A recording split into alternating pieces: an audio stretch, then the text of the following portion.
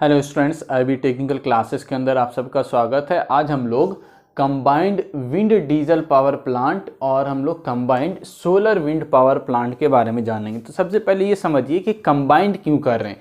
Combined को आप interconnected भी बोल सकते हैं, यानी हम दूसरे प्लांट को विंड पावर प्लांट के साथ या विंड प्लांट के साथ अदर प्लांट को भी ऐड कर रहे हैं। क्यों करते हैं?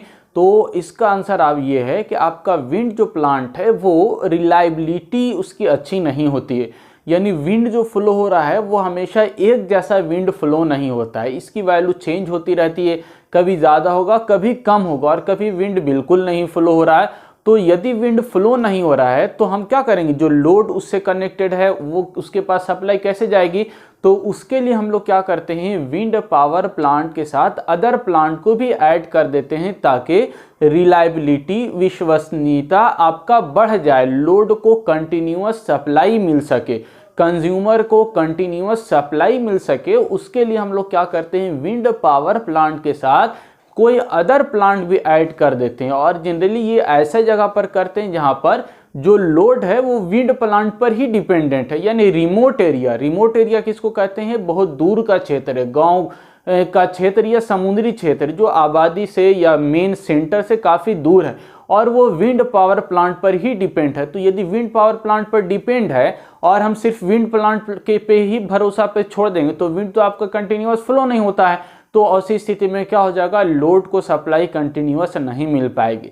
इसीलिए जहां पर विंड पावर प्लांट से लोड कनेक्टेड होता है तो विंड प्लांट के साथ हम लोग अदर प्लांट भी अटैच कर देते हैं ताकि कंज्यूमर को लोड को कंटिन्यूअस सप्लाई मिल सके। तो उसी चीज को हम लोग डायग्राम, ब्लॉक डायग्राम के माध्यम से रिप्रेजेंट किया है।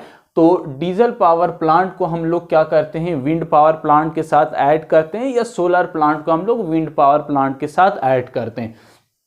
तो ऊपर वाला जो डायग्राम है ये विंड प्लांट का जो डायग्राम होता है वो वाला, तो विंड पावर प्लांट। तो विंड पावर प्लांट कहने का मतलब विंड टरबाइन लगा हुआ है, पंखी लगा हुआ है, उसके साथ जनरेटर है जिसका हम लोग ब्लॉक डायग्राम लास्ट लेक्चर के अंदर देखा था। तो यहाँ पर आपका विंड पावर प्लांट हो गया और इसकी सहायता से विंड एनर्जी इसको मिलेगा, टरबाइन आपका रोटेट होगा, मैकेनिकल एनर्जी मिलेगा और फिर मैकेनिकल एनर्जी जनरेटर को देंगे, इलेक्ट्रिसिटी प्रोड्यूस होगा। तो ये विंड पावर प्लांट का कंप्लीट यहाँ पर ऑपरेशन होगा। और यहाँ से जो सप्लाई मिलती है जनरेटर से वो कैसी सप्लाई मिलती है, AC सप्लाई मिलती है। लेकिन हम लोग चूंकि सप्लाई क्या करना, हमको कंटिन्यूअस लोड तक दे, इसीलिए बैटरी के अंदर हम लोग स्टोर करते हैं, उसके बाद लोड के पास देते हैं।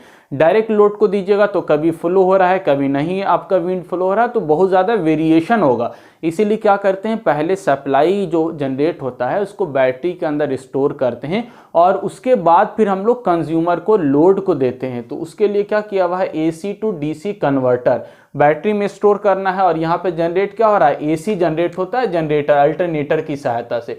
तो AC जनरेट हो रहा है तो AC को क्या करेंगे, कन्वर्टर की सहायता से, या आप रेक्टिफायर भी इसको बोल सकते हैं, रेक्टिफायर की सहायता से AC से DC में कन्वर्ट कर लेंगे। और ये जो DC होगा ये आपको बैटरी को दे देंगे और बैटरी के अंदर DC स्टोर हो जाएगा। और अब आवश्यकता के अनुसार हम क्या करेंगे, लोड को कंज्यूमर को देंगे। तो बैटरी कनेक्ट होगा और बैटरी के साथ अब लोड को देना है। तो लोड क्या होता है, लोड यानी हम लोग कौन सा सप्लाई यूज करते हैं, तो AC सप्लाई। हमारे घर के अंदर जो उपकरण होता है AC उपकरण होता है, इसीलिए फिर से आपको क्या करना होगा, इन्वर्टर का यूज करना होगा। और इन्वर्टर क्या करेगा, आपका बैटरी से जो DC सप्लाई मिल रहा है इसको AC में बदल देगा। ठीक है, तो इन्वर्टर का काम है DC से AC बदलना और यहाँ पर हमको AC इसके आउटपुट में मिल जाएगा। और यहाँ पर स्विच हम लोग लगा दिया, यानी आवश्यकता के अनुसार स्विच आप ऑन ऑफ कर सकते हैं। और इसके बाद आपका क्या होगा, लोड यानी कंज्यूमर के पास यहाँ से सप्लाई चली जाएगी। तो ये जो डायग्राम है आपका विंड प्लांट का डायग्राम होता है। ऊपर में तो आपका टरबाइन अल्टरनेटर होता है, लेकिन नीचे बेसमेंट में आपका यानी रेक्टिफायर और आपका इन्वर्टर, बैटरी, ये सारा होता है। और वहाँ से फिर लेकर सप्लाई हम लोग कंज्यूमर लोड तक देते हैं। तो ये तो विंड प्लांट से रिलेटेड बात हो गया। लेकिन यहाँ पर हम लोग उसके साथ क्या कर दे रहे हैं, डीजल पावर प्लांट को भी ऐड कर दे रहे हैं। क्यों कर दे रहे हैं कि यहाँ से जो विंड फ्लो हो रहा है वो रिलायबल नहीं है, कभी विंड फ्लो होगा कभी नहीं होगा, कभी ज़्यादा कभी कम। तो उस चीज़ से बचने के लिए लोड को कंटिन्यूअस सप्लाई मिल सके और बैटरी आपका कंटिन्यूअस चार्ज हो सके, उसके लिए क्या किया हुआ है, डीजल पावर प्लांट लगाए हुए हम लोग। तो यहाँ पर डीजल पावर प्लांट यानी डीजल एनर्जी की सहायता से इलेक्ट्रिसिटी जनरेट करेंगे। यहाँ पर जनरेटर लगा हुआ है, इलेक्ट्रिसिटी।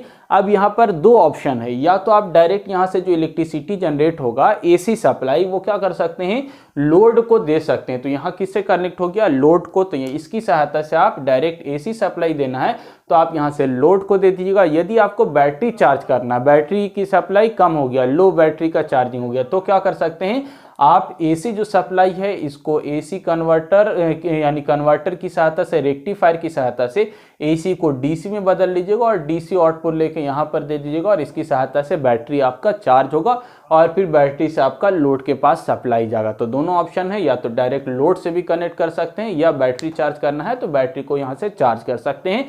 तो इससे क्या हो गया, अब आपका रिलायबिलिटी बढ़ गई, यानी आपका पूरी तरह से हवा पर डिपेंड नहीं, हम लोग विंड पर डिपेंड नहीं है।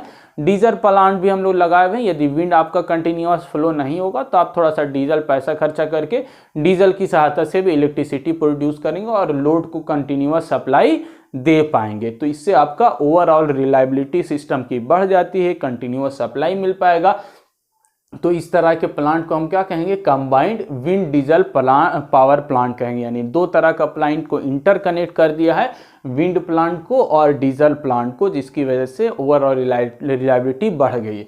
तो अब डीजल में तो फिर भी आपको पैसा लगेगा चलाइएगा, तो अब उससे थोड़ा सा और हम लोग क्या कर सकते हैं, दूसरा ऑप्शन है आपको हमारे पास कि कंबाइंड सोलर विंड, यानी सोलर पैनल और विंड प्लांट को ऐड कर सकते हैं, जहां पर आपका सोलर एनर्जी आपको अच्छा मिल रहा है, यानी हीट जहां पर ज़्यादा है तो वहां पर इस तरह का प्लांट को हम लोग प्रीफर करेंगे। यानी विंड के साथ किसको कनेक्ट करेंगे, सोलर सेल को कनेक्ट करेंगे। तो नॉर्मल यहाँ पर जो बात किया था वही सारा चीज़ यहाँ पर भी लगा हुआ, विंड टर्बाइन है, जनरेटर है और इसके साथ कन्वर्टर है, यानी एसी को डीसी में बदलेगा, बैटरी लगा हुआ है, बैटरी चार्ज होगा और चार्ज होने के बाद जो डीसी सप्लाई होगी वो एसी में बदलेगा इन्वर्टर की सहायता से, आइसोलेटिंग स्विच यहाँ पर ऑपरेशन के लिए ऑन ऑफ करने के लिए, और इसके बाद लोड के पास सप्लाई जाएगा। तो नॉर्मल पहले वाला बात सारा यहाँ पर भी है, सिर्फ अंतर क्या कर दिया है, अंतर इतना कर दिया है कि ऊपर में हम लोग एक फोटोवोल्टाइक सेल या आप जनरेटर कह लीजिए, यानी आपका सनलाइट पड़ेगा और वहां से इलेक्ट्रिसिटी जनरेट होगी।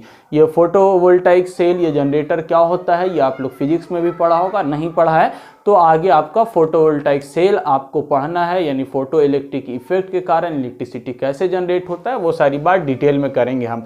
तो यहाँ पर सनलाइट प्रोड्यूस होगा, सनलाइट पड़ेगा जिसकी वजह से इलेक्ट्रिसिटी जनरेट होगा और ये इलेक्ट्रिसिटी को लेकर हम क्या कर देंगे, बैटरी को दे देंगे। अच्छा यहाँ पर एक चीज़ ध्यान देना सिर्फ आपको, आज यहाँ पर क्या लगा दिए, चार्ज कंट्रोल, यानी आपका चार्ज मतलब करंट कंट्रोल, एक तरह का स्विच लगा हुआ है, इसको ऑन ऑफ करके आप बंद या ओपन कर सकते हैं। यहाँ पर ध्यान देने वाला बात यह है कि फोटोवोल्टाइक सेल से जो आपको इलेक्ट्रिसिटी मिलती है वो ऑलवेज क्या मिलती है, डीसी मिलती है, इसीलिए डायरेक्ट लोड से कनेक्ट नहीं है। ये हमेशा कहाँ पर सप्लाई इसके आएगी, तो बैटरी के पास आएगी। बैटरी के पास आकर जो डीसी सप्लाई होगा वो बैटरी को देंगे, बैटरी चार्ज होगा और फिर हम लोग ये चार्ज बैटरी की सहायता से एसी में फिर इन्वर्टर की सहायता से बदलेंगे और लोड को सप्लाई देंगे। तो ये हम लोग आपका विंड पावर प्लांट के साथ सोलर पैनल को भी ऐड कर सकते हैं और हम लोग डीजल पावर प्लांट को भी ऐड कर सकते हैं, जिसकी सहायता से आपका विंड प्लांट चूंकि रिलायबल नहीं होता है, विंड कभी फ्लो हो रहा है कभी नहीं हो रहा है,